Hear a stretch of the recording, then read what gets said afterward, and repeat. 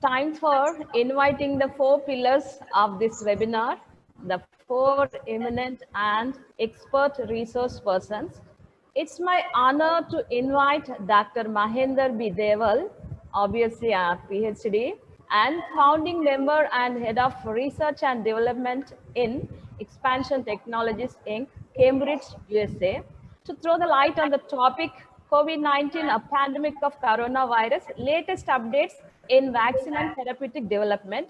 I request Dr. Ravi Shankar, Assistant Professor of Zoology, to give an intro of the research person.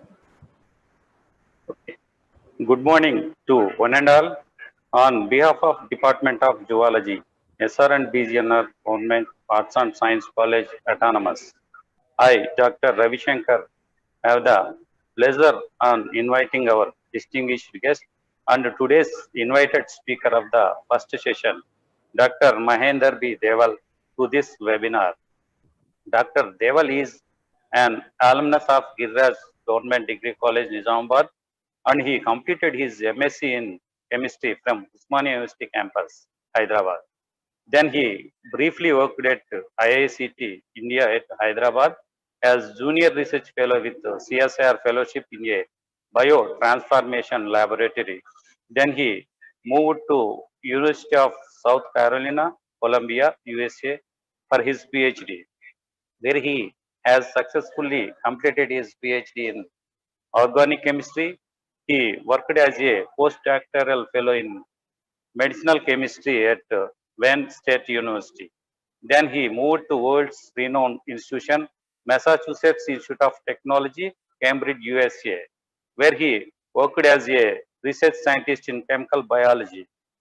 He is a founding member of Expansion Technologies, biotechnology company in Boston, USA. Presently, he is working as principal scientist, head of research and development at Expansion Technologies.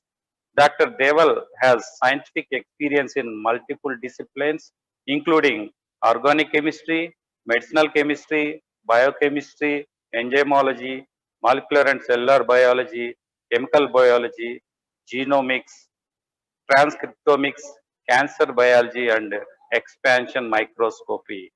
He has 16 publications in high quality, high impact factors journals such as the Journal of American Chemical Society, PNAS, ACS, infectious diseases, and so on. He also has 4 US patents. Due to the time of constraint, I am not able to read out all his achievements like professional achievements, awards, presentations, and workshops, etc. Uh, as I have known him for the last 25 years, I would like to mention a couple of things about him other than his biodata. Usually, most of us are craving for private institutions to reach our goals.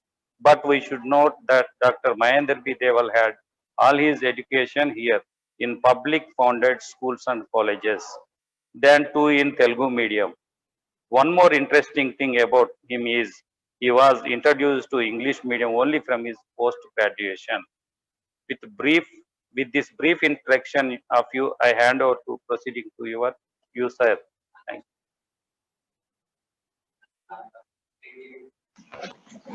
Thank you. Thank you so much, Dr. Ravi Shankar, for a very nice introduction about me. Can everybody hear me? Just say somebody yes. Yes, sir. Yes, sir. Yes, sir. All right. Good morning, everyone.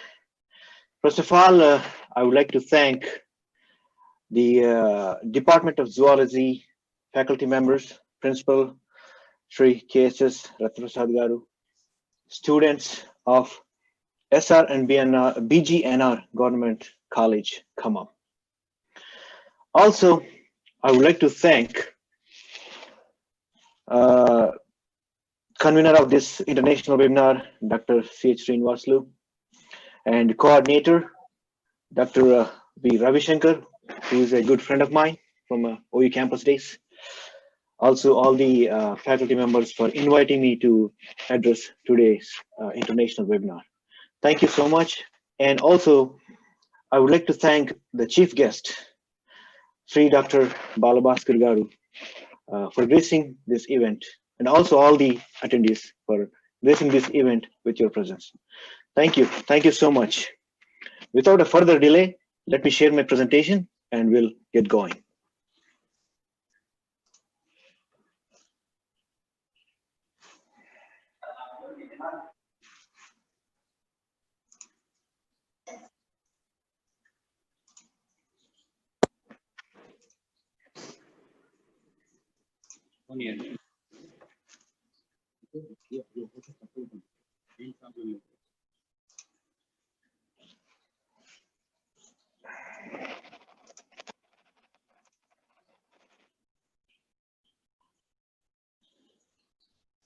All right. I think everybody can see my presentation. Can somebody say yes or no? Yes, sir. Yes, Very sir. awesome. Yes, sir. Thank you. Thank you. Yes, sir. All right. The title of my today's talk is COVID-19, a pandemic of coronavirus. Latest updates in vaccine and therapeutic developments. So, in the first half of the talk, I'm going to discuss about the evolution of coronavirus and its infection mechanism. Also, I'm going to talk about the components of the immune system and how they fight with virus infections. In the second half, I will focus mostly on vaccine and therapeutic developments, such as various different approaches used in developing the vaccines, and also latest updates and developments in therapeutics to treat the COVID-19. COVID-19, this 5-letter, 2-number word, has been shaking the whole world from past 10 months. What is this? COVID-19 is an infectious disease caused by the most recently discovered novel coronavirus. The coronavirus infections starts with most common symptoms, such as dry cough, sore throat, fever, diarrhea, headache, muscle or body aches, fatigue, nausea, vomiting, and tiredness. Also, as this virus infection keep growing in various different countries, some patients have reported 2 new symptoms such as losing smell and taste. Therefore, many countries included these 2 symptoms also as identification symptoms of coronavirus infection. As the virus infection gets into the severe stage, it may cause pneumonia, severe acute respiratory syndrome, SARS. That's why this virus is also called SARS coronavirus, causing the organ failures such as kidney and lungs, ultimately leading to the death. When I said in the beginning, a novel coronavirus, why this is called novel coronavirus? Is there any other coronaviruses existing already? Let's take a look into the history a little bit. The human coronaviruses were first described in 1960s for patients with the common cold. Here, I have listed 4 different serotypes of coronaviruses. 1 and 4th one. The first one and 4th one are described in 1960s, and the 2nd and 3rd one are discovered in early 2000s. All these 4 serotypes of coronaviruses are originated from either bats or rodents, but they are transmitted to the humans via an intermediate host such as camel or cow. These infections from these first generation human coronaviruses are very mild. That's why these viruses are not considered highly pathogenic. They only infect immunocompetent patients or people. However, in 2002, another coronavirus, SARS, severe acute respiratory syndrome coronavirus 1, broke out in China and spread to 5 continents, approximately 30 countries. And this coronavirus also originated from bats, but the intermediate host is either civet cat or raccoon dog, which transmits to the humans. And infections to the humans may cause mild to severe symptoms, also death. Approximately 8,000 people from these 30 countries were infected by SARS coronavirus 1, having 800 of them are declared dead. That's why this coronavirus is only limited to the 30 countries. That's why World Health Organization announced this as an epidemic, not the pandemic. Also, in 2012, another coronavirus, Middle East Respiratory Syndrome coronavirus, MERS coronavirus, broke out in Saudi Arabia, and this one also spread only 27 countries. So World Health Organization announced this also as an epidemic. A source for this coronavirus is also bats, but it is transmitted to the humans via an intermediate host dromedary, which is also called Somali camel. And the infections from this coronavirus also can lead to severe symptoms. The disease caused by this coronavirus is called MERS, or Acute Respiratory Distress Syndrome, ARDS. Approximately 2,000 people from these 27 countries were infected, having 700 of them are declared dead. As most of you already know that in 2019, SARS coronavirus 2, or novel coronavirus, broke out in Wuhan, China. It's very quickly, rapidly spread to the entire world, and World Health Organization declared it as a global pandemic by March 2020. Again, the source for this novel coronavirus, or SARS coronavirus 2, is also bats, but it is transmitted to the humans via intermediate host pangolin. And the infections from this SARS coronavirus 2 starts with mild, and it can lead to the severe and ultimately to the death as well. As of today, approximately 45 million people from all over the world are infected with this SARS coronavirus 2, having 1.2 million people are declared dead. United States, with 9 million people cases, is in the first place, and India is in the second place with 8 million cases detected with the infections of this novel coronavirus. So as of now, I explained 7 different serotypes of coronaviruses. Last 3 are seems to be much more dangerous than the first 4. So what are the differences and similarities between these 3 dangerous coronaviruses? Let's take a look at that. The most common similarity between SARS-1, SARS-2, and MERS coronaviruses is they are all originated from bats. The genomic sequence of all these 3 coronaviruses, 90 to 95% of the genome sequence of these all 3 coronaviruses matches similar to the bat coronavirus. And interestingly, the genome sequencing, 18% of the genome sequence of SARS coronavirus 2 matches with SARS coronavirus 1. That means they are brothers. They are from the same family. And 50% of the genome of SARS coronavirus 2 matches with MERS coronavirus. That means they are cousins. They are distant family.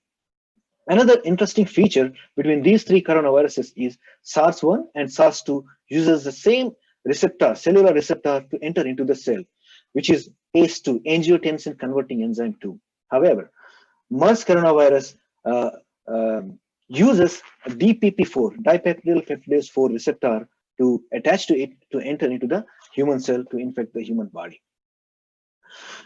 So, however, among these 3 dangerous coronaviruses, SARS coronavirus is much more rapidly spreading compared to the MERS and SARS-1. What could be the reasons? Let's take a look at that. The primary spread of these coronaviruses is person to person, either by coughing, sneezing, even speaking loudly. The droplets, the aerosols comes out of the mouth or nose, or they contains the virus particles, and they cause the infections to other people. And the secondary spread also is another reason, which is contaminated objects and surfaces.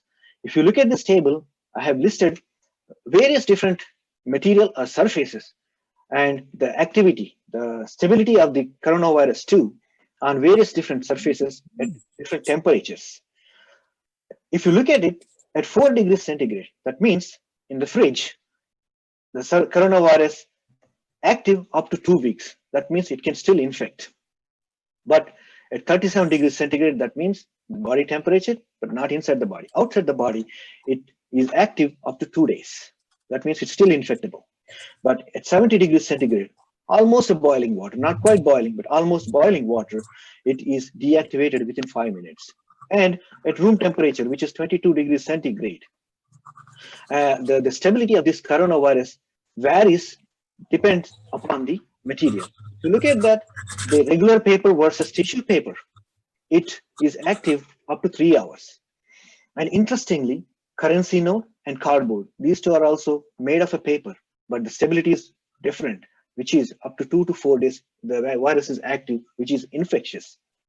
And also, if you look at the glass, plastic, stainless steel, these are also varies 4 to 7 days, the virus is active. That is also one of the reasons the rapid spread. And the third reason is long incubation period. Up to 2 weeks, the virus can be replicating inside, but the symptoms may not come out up to 2 weeks. This is another reason. The person who doesn't have any symptoms can also spread the virus to other people, infect the other people as well. That's another reason. Recently discovered, well, not recently, quite a few months ago, it was discovered that the mutations also causing this virus to be spread rapidly, which is particularly this single mutation, which is aspartic acid D at 614th position in this particular protein is mutated into a glycine. This is a spike protein of coronavirus, which has two subunits. One is S1 subunit and S2 subunit. This mutation is happening at the junction of these two subunits, which is much more closer view displayed here. This is aspartic acid at 614th position in this protein, mutating into glycine. When this experiment conducted in the laboratory, so what they did was a plate of human cells were infected with a wild type coronavirus, which has aspartic acid at 614th position. And the second plate with the human cells infected with the mutated coronavirus, which has a glycine at 614th position. The human cells plate with the mutated virus much more rapidly infected compared to the wild type viruses. Also in the real-time data on the right side here, if you look at it, the mutation, I mean, in the January when the virus was announced in December, but the spread started in January mostly, but the mutation was not discovered until March. January and February, there's no mutation was discovered in the virus. This data came out of the virus genome sequencing from the patients who were infected in that particular period of time. In March, 26% of the patients were detected with mutated virus. In April, 65%, May, 70%. But now, more than 95% of the people who are getting infected have the mutated coronavirus. So, what is this coronavirus? So once Peter Medawar, he's an immunologist and Nobel laureate, defined in general virus as simply a piece of bad news wrapped up in a protein. Exactly. Like living cells, viruses also contain genome. In case of coronaviruses, it contains a long single-stranded positive sense RNA, which is securely wrapped by a nucleocapsid protein in a spiral shape. Also, this coronavirus has three other structural proteins such as spike protein, envelope protein, and membrane protein, which gives a very secured structure to this coronavirus. This spike protein also pokes outside the membrane, and because of these spikes, it looks like a crown. That's why this coronavirus is called, this virus is called as a coronavirus. And one important thing is, unlike living cells or living bacteria, the viruses doesn't replicate themselves. They do not become 1 to 2, 2 to 4 like that, like the bacterial or mammalian cells. They require a human host cell to increase their population. And this coronavirus belongs to the zoonotic family of viruses, which means these viruses exist in the animals, but it can transmit animals to animals, animals to humans, and humans to human as well. When I said this genome, long single-stranded RNA is very securely wrapped up in the nucleocapsid protein. Let's take a look at much more closer look into the genome, how it is organized. The large genome, which is about 29,800 nucleotides, approximately 30 kilo base pairs of nucleotides encoding 29 proteins. This is the 2D map of the genome, which can be divided into two parts. In the first part, it has two open reading frames. Frame 1 and frame 2, which encodes 16 non-structural proteins of the virus. And second part has that encodes 4 structural proteins and 9 accessory proteins. Let's look at the functions of them. Among all the 16 non-structural proteins, only few of the functions of the few non-structural proteins known, such as NSP3 and NSP5. These two are the proteases. They help to cleave the long polypeptide chains of the virus to create its proteins.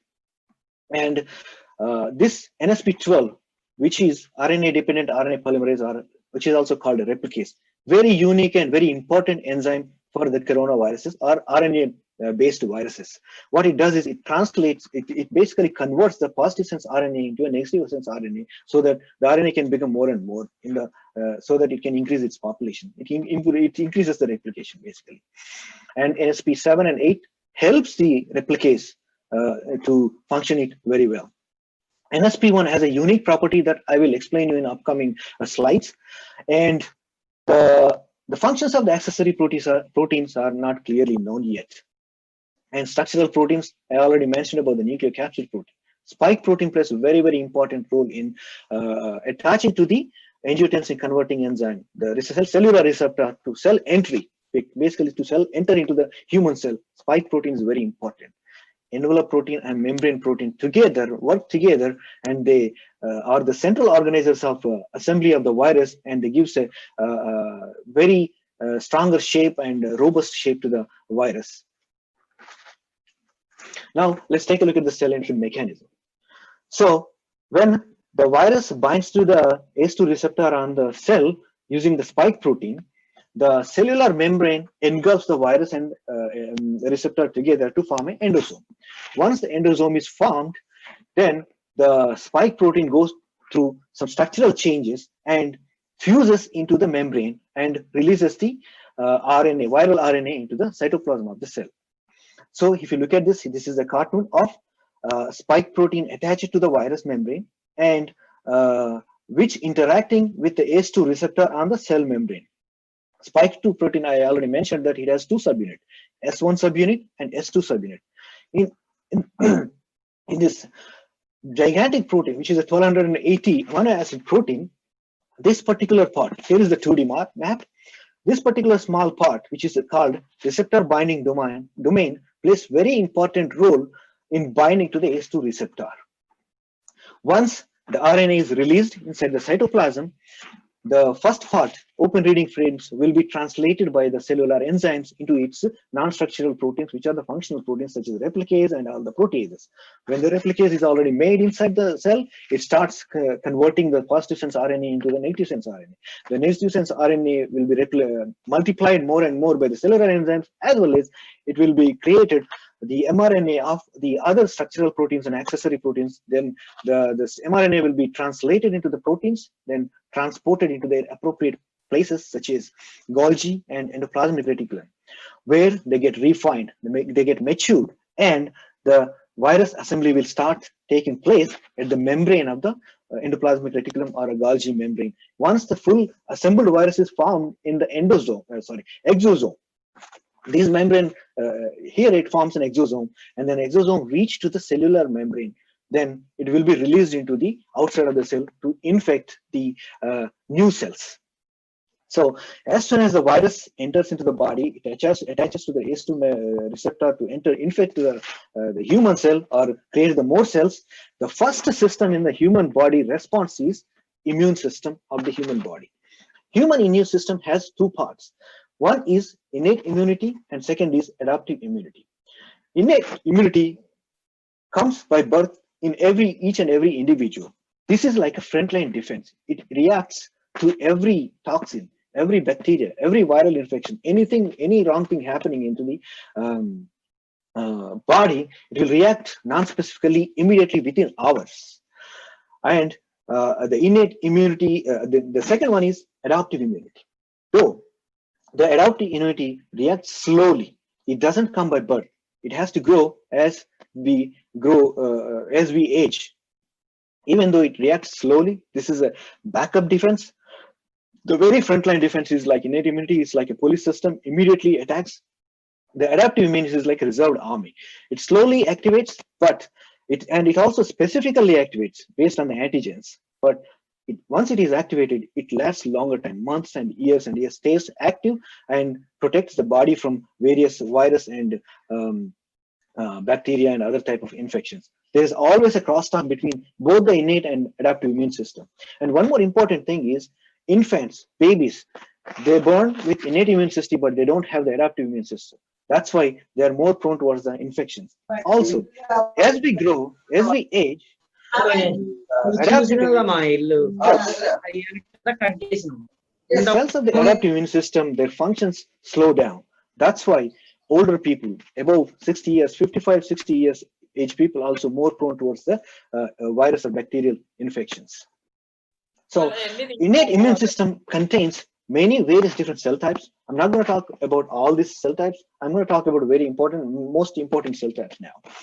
First, what it does is, as soon as it detects the viruses or bacteria or any toxins, it releases some chemicals which are called cytokines and chemokines. They go to the infection site and releases the signals to the immune system cells, such as macrophages, nature killer cells, and antigen presenting cells. So as soon as they receive the signals from these chemicals, macrophages engulfs the viruses. They eat the viruses and clears them out from the body. And nature killer cells, they activate the suicide mechanisms in the virus infected cells so that they can kill themselves. And as soon as the virus infected cells are dead, the macrophages clears them out from the body by engulfing them.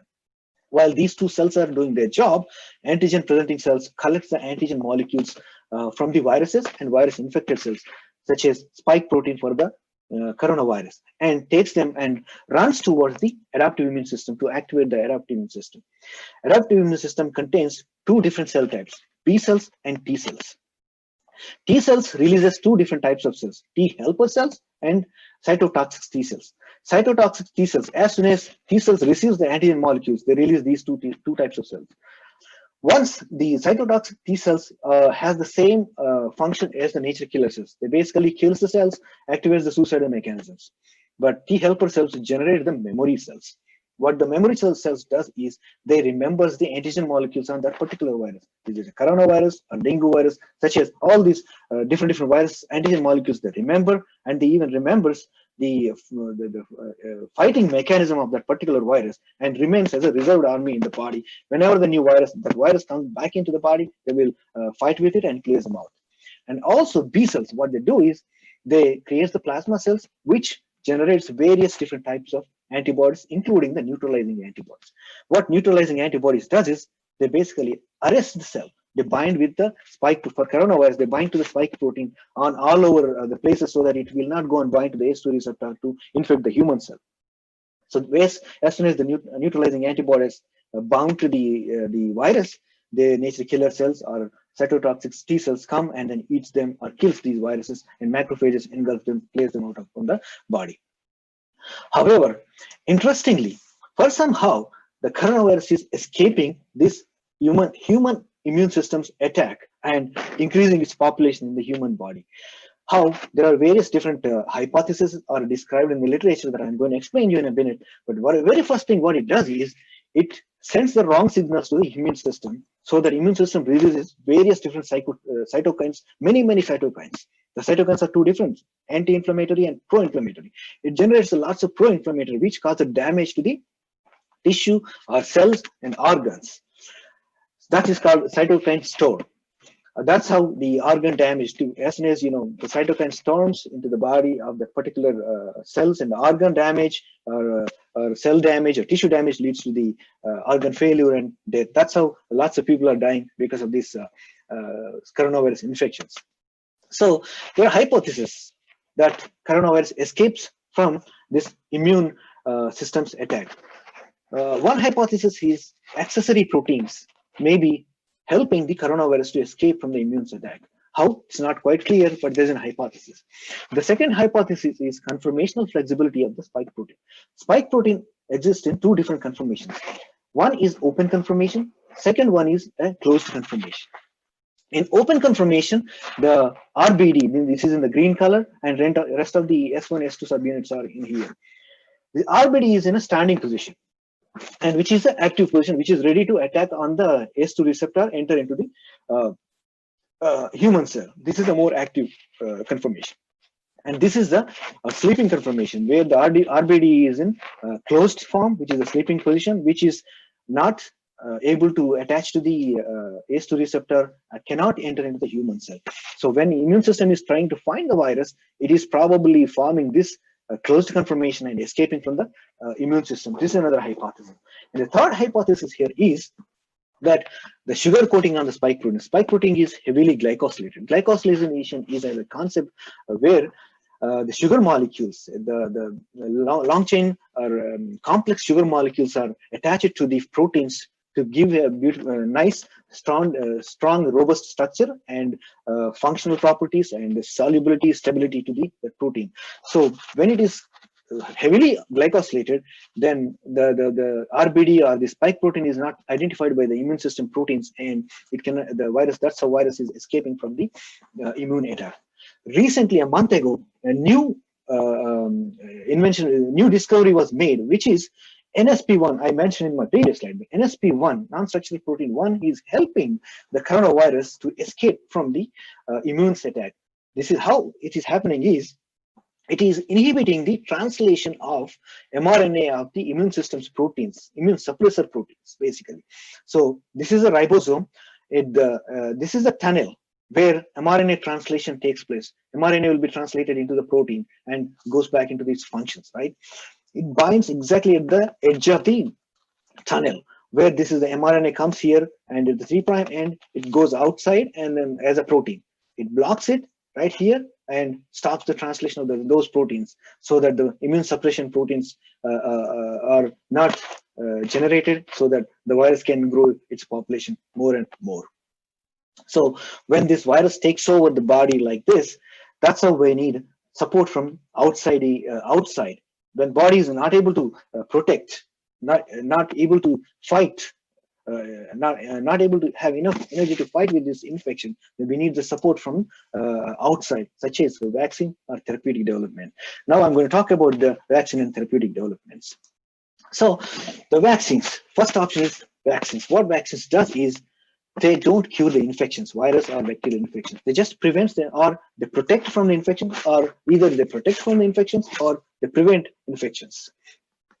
When vaccine cannot cure, this is once the virus enters and this is infection takes over the body, vaccine cannot do anything, and that's place where we need the treatment options such as antiviral therapies and antiviral agents. So first, I'll start talking about vaccines, their developments, and then this clinical stages and so on, then various different approaches. Then I'll come into the treatment options. Before we go into all these steps, first, let's understand how does a vaccine work.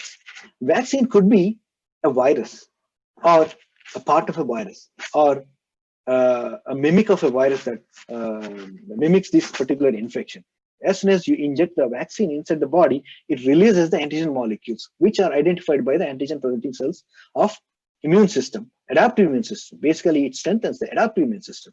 Antigen presenting molecules, antigen presenting cells take these antigen molecules and runs towards the adaptive immune system and activates the T cells and B cells, which releases the neutralizing antibodies and memory cells that will be reserved as a reserve army whenever the virus infection comes into the body to fight successfully with the virus infections. These memory cells and neutralizing antibodies generated by the vaccine may stay there from months to years to protect and fight with the viral infections when they come into the body.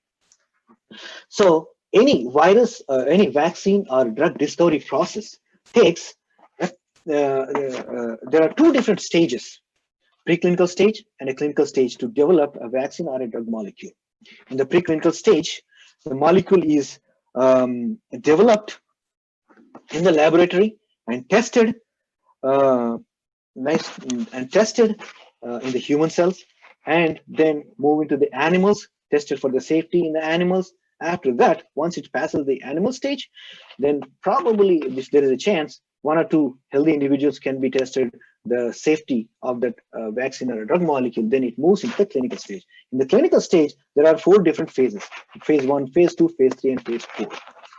In the phase 1 stage, less than 100 people, healthy individuals, will be tested for safety and dosage. Dosage, for example, how much should we give? 25 micrograms, 100 micrograms, 50, how much vaccine we should administer into the body, so into the person. Less than 100 people will be tested in the phase 1. Approximately 70% of the candidates pass the phase 1 clinical stage and move to the phase 2 clinical stage. In the phase 2 clinical stage, approximately more than 100 people will be tested for the efficacy and side effects I hear some kind of there is some noise I'm hearing. Okay, that's fine. So in the phase 2, the more than 100 people will be tested, approximately 300 people will be tested for the efficiency and side effects of the potential vaccine candidate or the drug molecule. And these two stages will be conducted, these two phases will be conducted between age groups between 18 to 55, and that to healthy adult individuals. Approximately 33% of the potential candidates move into the phase 3, where thousands and thousands of people will be tested for the safety, efficiency, and adverse reactions of that potential vaccine or drug candidate.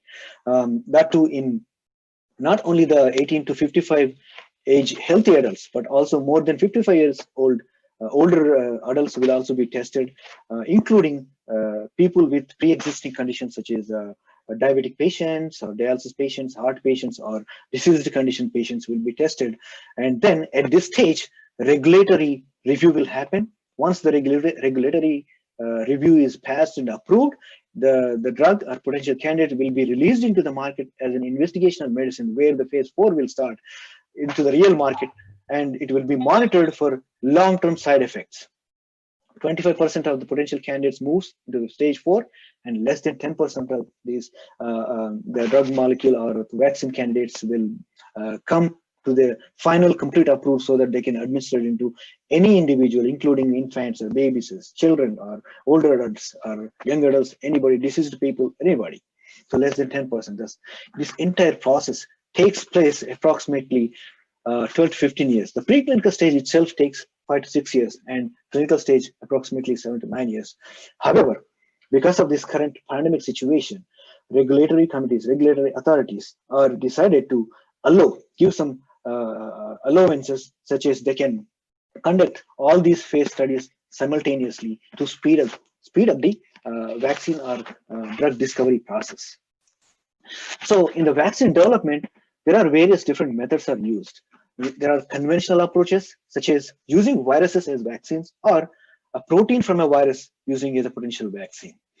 And there are next generation platforms are available from past 3-4 decades. In olden days, 60, 70 years ago, these are the only two approaches were there. But recently, next generation platforms are also developed, which uses viral vectors, which are engineered viruses, and also nucleic acids or genomes, genetic material of the viruses also can be utilized as a potential vaccine candidate. To develop a vaccine candidate, antigen molecules are very important. For coronaviruses, structural proteins play a very important role as an antigen molecule. Most importantly, spike protein is being very widely used to develop the vaccine, potential vaccine candidate for the coronavirus infections. As of today, according to World Health Organization, there are 201 potential vaccine candidates are in development from various different labs and companies, organizations throughout the world. Among these 201, 45 candidates are already in human clinical trials at various different stages that I will explain you in my upcoming slides. First approach, the conventional approach, is using the viruses as a vaccine. There are two different methods. Using the live viruses, but they are weakened. They are attenuated virus. For example, coronavirus can be utilized, but it has to be weakened. There are different methods used to weaken the virus or attenuate the viruses. They can be cultured in the chicken egg or other eggs, or they can be passaged into human cells or animals so that they can become weak. Because viruses, with the passage in generation, they mutate constantly, regularly. The mutations can be bad or good in the sense of for the virus. When bad mutation happens to the virus, it becomes weak and weak. So that virus can be utilized. Weak virus can be utilized as a vaccine candidates. Here are some examples: smallpox virus, measles, mumps, rubella virus, chickenpox virus, influenza viruses are successfully developed and being used currently in the world, that using this live attenuated virus vaccine method. For coronaviruses, Indian Immunological Limited, Serum Institute of India, and Codagenics, these companies are also trying to develop a potential vaccine using this particular method for coronavirus infection. They are at preclinical or phase 1 clinical trials at the moment. The second method is using inactivated viruses. Viruses can be inactivated by either heating or using a chemical chemicals such as formaldehydes. Once the virus is basically killing the virus, it kills, but the virus parts are intact. That can be utilized as a potential vaccine candidate when it is these inactivated virus is injected into the body, or attenuated virus is injected into the body. It will strengthen activates the immune system and produces or induces the adaptive immune system and strengthens the adaptive immune system. Polio virus, hepatitis A virus, rabies viruses are successfully developed using inactivated virus method. Presently, Bharat Biotech from India, Sinovac and Sinopharm companies from China are using this method to develop a vaccine for COVID-19 or coronavirus too. They are conducting phase 1, 2, 3 clinical trials simultaneously in various different stages at the moment. Second method, conventional method, is using a virus protein. Excuse me. For example, coronavirus, spike protein is a much more widely used antigen, but spike protein can be utilized as a potential vaccine. It can be formulated in a lipid nanoparticles or another formulation, and it can be injected into the human body, or only receptor binding domain. RBD can also be utilized, or only S1 subunit can be also utilized to create a vaccine to induce the immune response. Seasonal influenza vaccine was successfully is the best example, successfully developed using this method, and presently is being used widely all over the world. Novavax, a company located in the United States, is using this approach to develop a vaccine, which is NVX-CoV V2373. They are using a lipid nanoparticle formulation in addition to matrixin adjuvant, their proprietary adjuvant, which boosts the immune system. It's an additional help. They are developing the vaccine. Currently, all 3 phase clinical trials are underway in various different countries. They also released interim data which showed very good results, induced the immune response in all the participants without any side effects, that too in healthy individuals at the moment. Still, the phase 3 trials are ongoing. Next generation platforms, the other approach is using the viral vectors to develop the vaccines. Excuse me. In this approach also, there are 2 different methods. Using the replicating viral vectors, such as weakened live attenuated viruses, weakened measles virus. That means their genome will be engineered, such as it can express the spike protein to generate a vaccine for the coronavirus, but it will replicate as a normal virus. But all the other genes of that particular virus will be silenced or deleted. And the second approach is excuse me, non-replicating viral vector. This virus, again, the entire genome will be engineered. The spike protein gene will be inserted in there, and rest of the virus gene will be silenced or deleted. And especially the replicating replicase enzymes also will be deleted, so that this virus cannot be replicated. This is another method. When these 2 vectors injected into the body, they will also induce the immune response. CanSino Biologics, one of the first company from China, started working on this next generation platform using adenoviruses. This is the most common viral vectors are used widely from past 3 decades to generate the vaccines or other drug molecules. The adenoviruses cause only common cold in the human. They are harmless, not that harmful. That's why they are very potential vectors to develop a vaccine. Within 3 months, December, pandemic started. By February, they completed the preclinical studies, which is very fast. Usually, it takes about 5 to 7 years. And they moved into phase 1 March. Currently, all 3 phase 1, 2, 3 clinical trials are underway. They have released the interim data of the phase 1 and phase 2 clinical trials, which looks very promising. And approximately 50 billion viral particles are 1 dose. They injected into the humans to generate a sufficient immune response. The other companies, such as University AstraZeneca, together with the University of Oxford, they're also using an adenoviral vector, but this is not the CanSino Biologics using a human adenovirus. But AstraZeneca and Oxford, they are using chimpanzee adenovirus. They're to develop a vaccine for COVID-19. They also released right now, phase 1, 2, 3 clinical trials are ongoing already. Another company, Genesen, a pharmaceutical company of Johnson & Johnson, also using adenovirus, the human adenovirus, which is a 26th serotype. Kinsino Biologics used a 85, fifth serotype of that adenovirus to develop the vaccine. Both of the companies are conducting successfully completed preclinical studies, conducting right now the phase 1, 2, 3 clinical trials. AstraZeneca is way ahead of in the race compared to any other, all the other viral vector vaccine companies.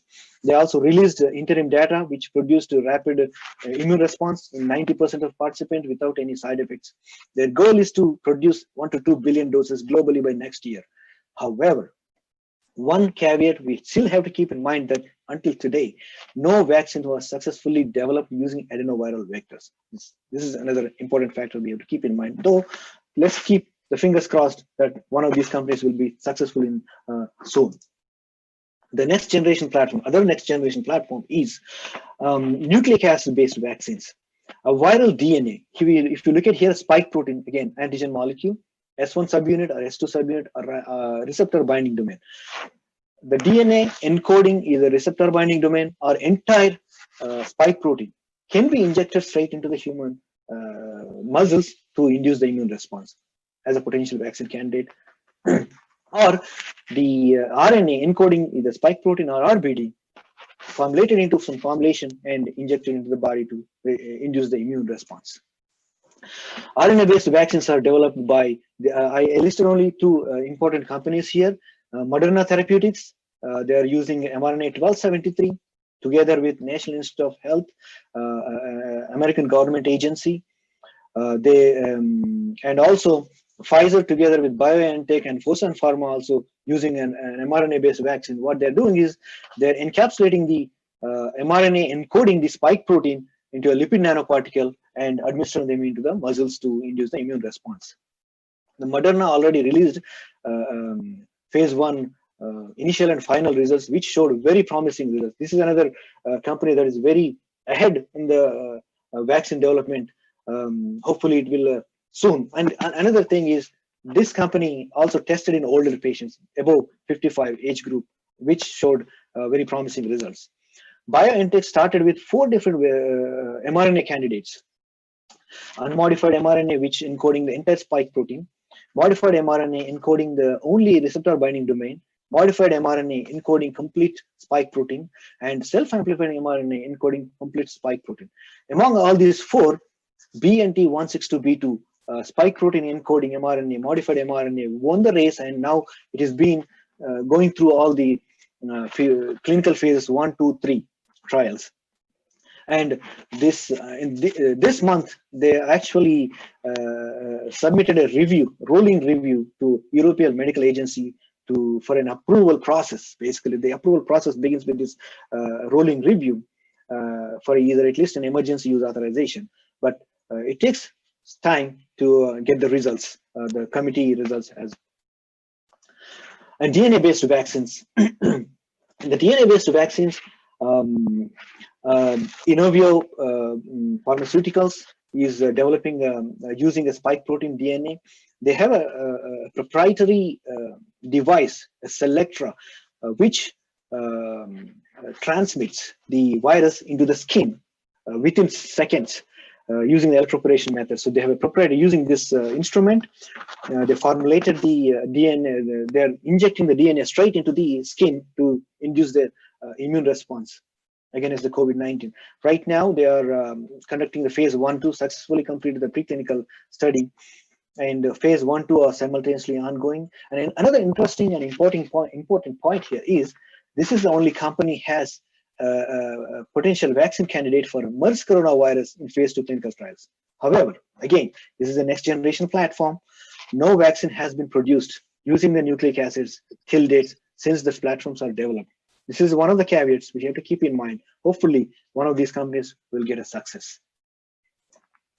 So, lots of people are asking what stage, which company is there among 45 potential vaccine candidates are in the clinical trials. So, I have summarized all of them in this table. So, I'm going to explain you cleanly. Sinovac, This is a Chinese company. They are using inactivated virus to develop the vaccine, which is CoronaVac, and it requires at least 2 doses. First dose is given in the day 1, and then after 3 weeks, second dose will be given to induce a sufficient immune response to clear the vaccine. And they're conducting clinical trials in multiple different countries, which is also important.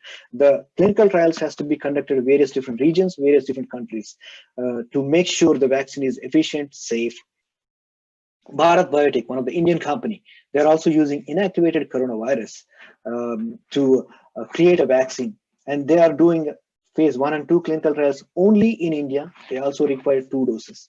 Except the Consumer Biologics, Oxford and AstraZeneca, rest all the vaccine candidates require 2 doses. Only these AstraZeneca and Consumer Bio requires only 1 dose to induce sufficient immune response to clear the coronavirus from the body. Consumer Biologics, I already mentioned in here, they are also conducting multi-country clinical trials, all 3 phase clinical trials. They are using non-replicating adenovirus vectors. AstraZeneca also conducting various different countries. This is way ahead, I mentioned, compared to the various different candidates. Europe, USA, India, Japan, Russia, Africa, and Indonesia. All these countries, they're conducting phase 1, 2, 3 clinical trials. Basically, they're conducting 1, 2, 3 trials in Europe, but phase 3 in all various different countries. It also requires only 1 dose. Johnson & Johnson, we have multiple different countries, it also requires 2 doses. First dose on the day 1, and then after almost 2 months, we give a second dose to induce a sufficient immune response. Gamaleya Research Institute from Russia, they also developed adenovirus vector-based vaccine. They're using 2 different adenovirus vectors, AD5, which is used by Consumer Biologics, AD26, which is used by Johnson & Johnson. They are using 2 doses, 1 dose this one, and second dose is AD26 to induce a sufficient immune response. But they are conducting clinical trials only 2 countries. Innovia and Zydus Cadila in India also developing a DNA-based vaccine, which requires 3 doses to induce sufficient immune response, and they are only conducting clinical trials in India. Moderna, I already mentioned. For Pfizer BioNTech, I already mentioned, which also required 2 doses. They're also conducting multiple countries, except Moderna. Pfizer is conducting clinical trials in multiple countries. Novavax protein-based vaccine also conducting clinical trials in multiple countries with the 2 doses required. So one important thing we need to consider here is, even though vaccine is available, single dose is fine. If it is required for 2 doses, and then the production need to be doubled, that means the companies need to work much more efficiently to create a vaccine to produce more and more to sufficient that all the world population can be immunized using the vaccine. And among all these front runner candidates I have listed here in this slide, three candidates in my mind, which is Oxford, AstraZeneca, Moderna, and BioNTech, are way ahead of any other companies. So Moderna and BioNTech, I already mentioned that they have started the rolling review process of for the regulatory review, and Moderna also is going to start anytime from November or December. So they may be available as an emergency use authorization early next year or mid next year. Hopefully, let's hope for the best, that one of the vaccine candidate will be available for the use.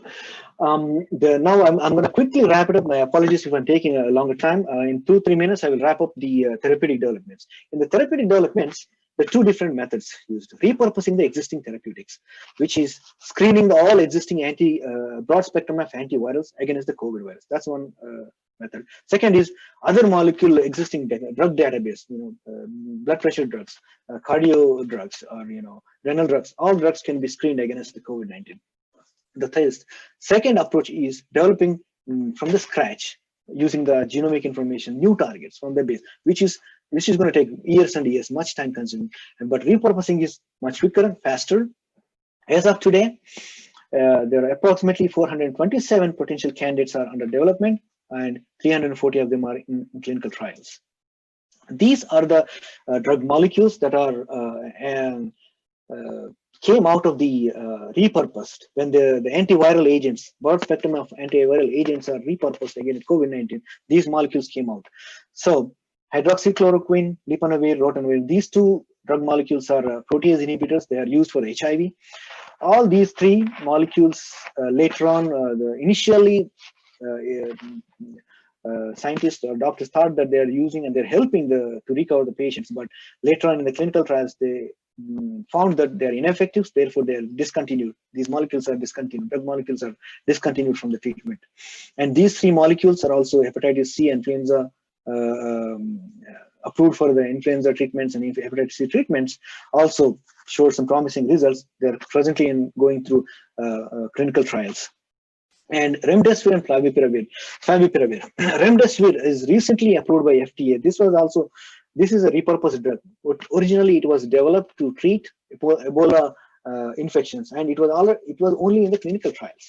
And when it is repurposed against COVID-19, it showed promising results, and the clinical trials successfully completed and approved by FDA. Favipiravir, right now it's been approved for an emergency use authorization in India by Drug Controller General of India, and this also influenza, hepatitis C, and Ebola virus infections can be treated by favipiravir. So remdesivir is being marketed by Gilead as a Veklury, approximately 100 milligram injection. Cipla and Hetero are marketing Cipremi with the names Cipremi and Covifir in India. It started its clinical trials. It's repurposed. This is the only drug as of now, today, approved against COVID-19, the first drug approved against COVID-19 treatments by FDA in the US.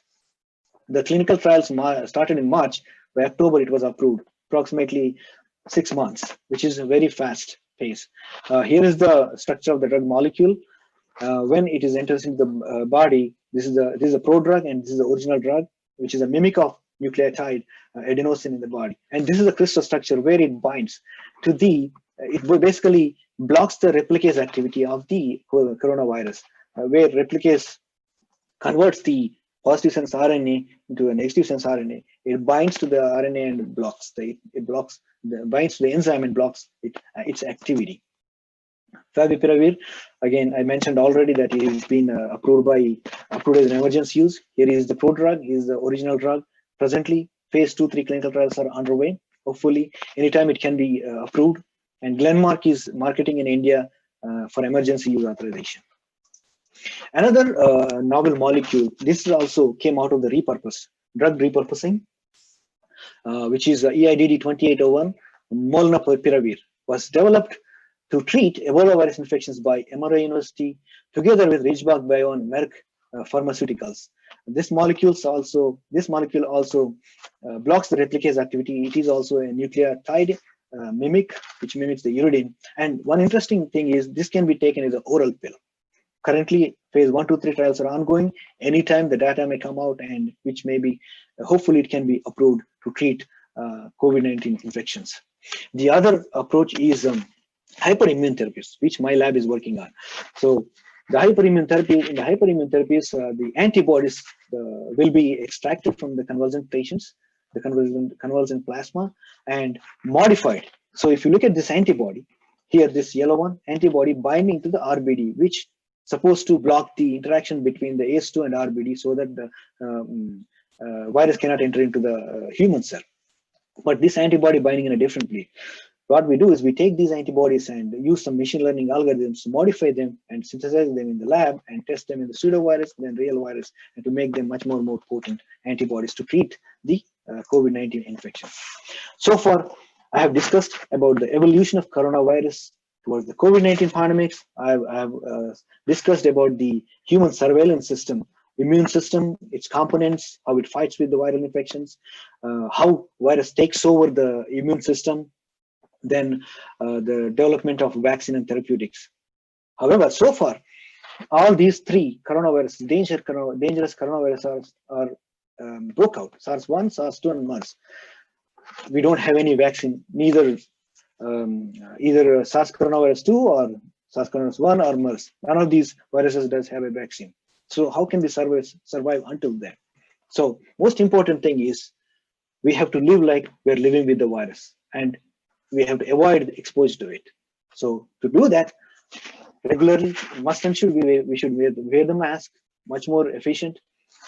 frequently washing hands, sanitizing hands is important. Practicing the social distancing is very, very important. Most important thing is avoiding the social gathering. These are much more effective than any therapeutics to prevent or cure the COVID-19 infections, or not to infect more people. Also, an additional thing is boosting the immune system. Eating healthy or nutritional diet, sleeping, getting enough sleep, active lifestyle, getting enough exercise will activate your immune system, strengthens your adaptive immune system, so that adaptive immune system will successfully fight with the viral infections to clear them out from the body. So in this journey, my journey started from OU campus, Department of Chemistry, where I started learning chemistry. Then I briefly worked at CSIR IICT, where I started my first reaction. I'm exposed to the research environment, research lab. I always remember all the wonderful colleagues and friends over there. Then I moved to Department of Chemistry of University of South Carolina, where I completed my Ph.D. in organic chemistry. Then where I learned organic synthesis, making the molecules and testing them on materials, various different materials. Then moved to the Wayne State University, where I worked on the medicinal chemistry platform, making the molecules, then test them on the bacteria. I learned lots of molecular biology and biochemistry skills, working with the bacteria. I learned here, then moved to the MIT in chemistry department, where I started working with the mammalian cells, viruses, HIV, all various different types of viruses, using my skills learned various different places to prevent the cancers and virus infections, research that I have done over there. Presently, I work at Expansion Technologies, where we are developing new early stage diagnostic methods to detect the cancer in early stage, various different cancers such as prostate, breast, lung, kidney, and also I'm working with human tissues down here. Having said that, all the people here, my teachers, my colleagues, my friends, my students, everybody helped me to grow as a scientist. I have to thank each and everyone, but not the least, my family and my friends, who also helped me a lot. Without their unconditional support and encouragement, I don't think I would have been where I am, what I am today. Having said that, thank you so much for your patience. I appreciate it. My apologies, I took 10 minutes over. Thanks again, once again, and I'm happy to answer any questions if you have.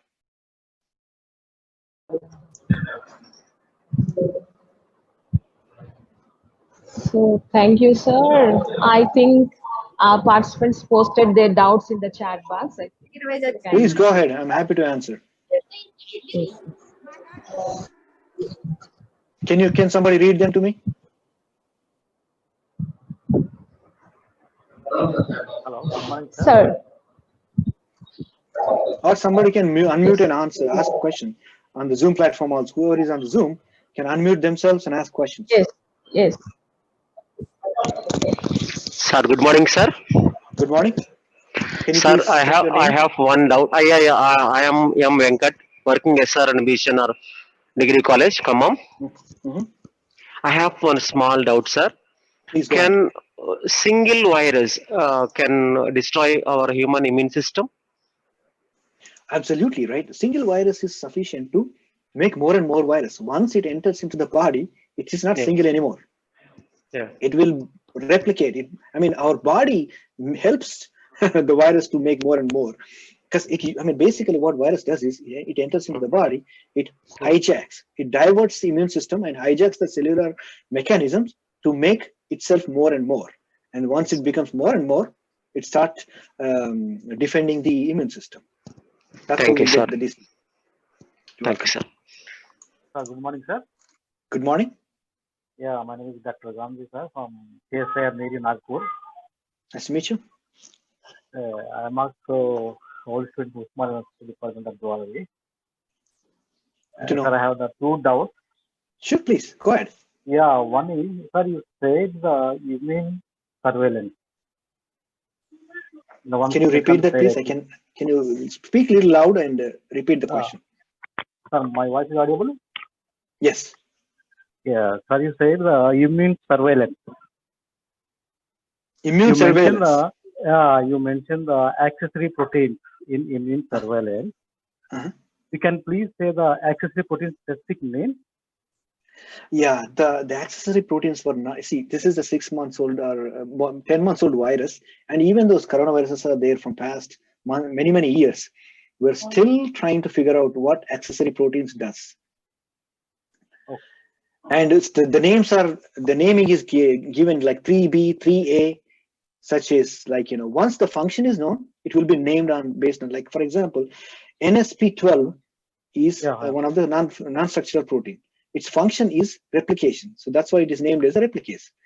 But accessory proteins were not, their functions are not clearly known. That's why their names are like 3B, 3A, 7A, 7B, the numbers and alphabets. I hope I answered your question. Yeah, another question, sir. Please go ahead. Yeah, mutation is depend on age. Mutation is most common in people of which age? Mutation is most common in people of which age? Yeah. Is that your question? So depend on age. Do you mean the virus? Do you mean virus mutation? Yeah, coronavirus. No, it doesn't matter. Virus doesn't matter. Viruses constantly mutates as long as it has a human cell. Doesn't matter with the age or depend on age. Male or female or anything else. Okay. Thank you, sir. Thank you. Hello, sir. You're welcome. Sure. Can I ask one doubt, sir? Please go ahead. Sir, I am from SR&BGNR Degree College, mathematics lecturer. So my doubt is, nice to meet you, sir. My doubt is, so if coronavirus, a single particle of coronavirus enters human body, it replicates more and more. It is true. So then, what is the relation between viral load and infection? So some people are saying that less viral load does not lead to infection. More viral load leads to infection. What is the relation between? Is there any relation or not? Whether? Yeah, there is a very good question. Very good question. Yeah, the low viral load, high viral load, right? So there is always, see, one virus is, when I said one virus is sufficient to infect the human body, means if it escapes the immune system, it will start making more and more, and it becomes more viral load, right? Okay. And there is always a fight going on between the immune system and viruses. In the fight, if the immune system wins, virus dies, clears out from the body, and you don't get the disease. If the virus wins, then it takes over the body and you start the symptoms, and then it will go to the mild, medium, severe, right? In the severe stage, you have a high viral load. So when the viral load is low, immune system is successfully fighting, trying to push it down, basically, the viral population. That means immune system is working. That's why the young people actively fight, the immune system in the young people actively fights with the viruses and puts it low and clears them out from the body. That's why even though without any hospital or medical treatment, they can cure themselves. I hope I answered the question. Okay, sir. Thank you, sir. Thank you. Hello. Good morning, sir. Good morning. Good morning, sir. This is Anil Kumar, sir, Assistant Professor of Botany, Government Degree College, Manugur. Nice to meet you. I just want to, I have a small query, sir, with continuation of whatever you told. Once the virus it subsides in our body, so after getting infection and after taking all this medication, once it subsides, so what about the inflammatory reactions in our body? And so I'm just talking about a long COVID. Yeah. So are we ready for that? And what are the future implications of that? Can you throw some light on it? Very good question. Excellent question. So the SARS coronavirus 2 is, well, again, I just mentioned the 10-month-old virus. Long-term effect on the human organs or human body or human inflammatory systems, not clearly known. Very few, handful of literature is available. Recently, I have read that cardiac system is being affected, but how much, how well, it's only like a few 30-40 patients are being studied. We need more data from more patients to get a good conclusion how well it's being impacting. But very initial stage, initial result, we know that it's clearly creating a cytokine storm, that too pro-inflammatory cytokines, which are damaging the organs. That is leading to the death. Organ damage, tissue damage, organ damage, organ malfunction, leading to the death, right? So even though some people recovered, there may be again some damage may be already there, but body recovers with the time, with the habits, right? Sir, and one more thing, sir. Whatever these pharma companies, pharma giants like AstraZeneca and Pfizer. So I'm reading in newspapers that there are some patient is died due to failure of this coronavirus vaccine, like that in clinical trials. So, So like the thing is, it's an sir. accident. So accidents happens, you know. So in the clinical trials, there are two methods called systemic reaction, serious adverse events. So when a person dies, it's called a serious adverse event. That's why immediately the vaccine, the trial will be stopped or paused immediately. It will not move forward, and they will try to figure out why and what's happening in there. So in Johnson & Johnson case, they figured out that he had another complication. He did not die because of the virus vaccine. He died. He died because of the other complication. And interestingly, he was a placebo candidate. He was a control candidate. He was not given a vaccine. He's a control, so he was given a placebo to compare with the vaccine guy. So clearly it states that it's not because of the vaccine. Sir, okay, sir. Good morning, sir. This is Thank you, sir. Srilata from. Good Good morning, sir. ma'am. This Good is morning. Srilata from Government Degree College, Bellampalli, sir. Good Sir, I morning. heard that persons with O positive group are less prone to coronavirus. How far is it? That's real? somewhat true. That's somewhat true. How, why is not quite clearly known yet. In the beginning, there are some reports saying that, you know, it's again population study, right? So let's say you take 1,000 patients who infected with coronavirus, and then find their blood groups. Most of them are AB or B or something else, zero O positives. And then, so one laboratory study was done saying that the O positive blood group patients or persons are kind of ineffective towards these COVID-19 infections. But there's some literature is there. Yes.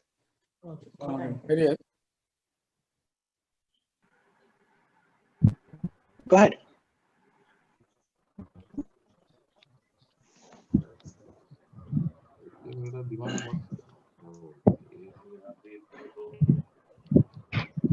So somebody's asking a Dear question participants, if you so I can read the chat questions. So Mr. Mansur Ali is asking that what about herd immunity? Happy to say that children are not affected corona compared to adults. Can we extract this specific power from children? So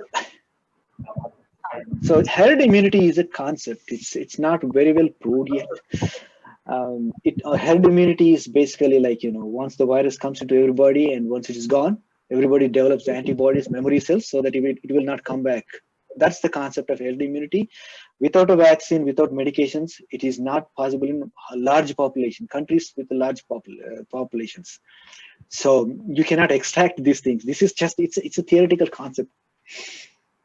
So you cannot extract that from the children or anybody else. Is it necessary to take flu shots in the US against coronavirus? Flu shot is for the flu virus. It's not for the coronavirus. So coronavirus, there is no vaccine yet as approved. So the flu shot is for the flu. Flu virus is a seasonal virus, right? Not only US, anywhere in the world. What is the parameter to measure the coronavirus load? Yeah, in the laboratory, we do tissue culture infectivity dose. That's what is it called, TCID. Virus particles will be measured. There are various different measures are there.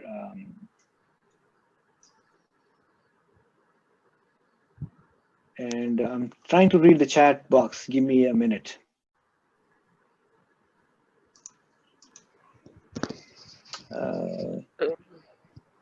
Go ahead. Sir, once again, sir. Good morning, sir. Good morning. Can you create a vaccine from the SARS virus vaccine? Is there any possibility then, because Yeah. you are working upon that? Yeah. Oh, you mean me? Can I or can anybody? Yeah, especially we expect a vaccine from you, sir, because you are an Usmanian. You are Usmanian. You are Oh, thank you. Thank you Usmanian, so and much. we are very obliged and very kind to see you, sir. We are Thank you. expecting a vaccine from you, sir. Great legendary. I am very happy to see you, sir. Thank you. Thank you so much It for was very, the very, very well confidence. presentation, sir. Thank you, sir. Thank you. Thank you. But see, unfortunately, I'm not working on a vaccine. I'm developing antibodies. But our Bharat Biotech is working on developing a vaccine using the inactivated coronavirus. So not only me, there are so many different companies, various people are working on this. But I'm hoping that, I'm working on a treatment option, trying to develop an antibody, neutralizing antibody, so that we can treat people who already got the infection.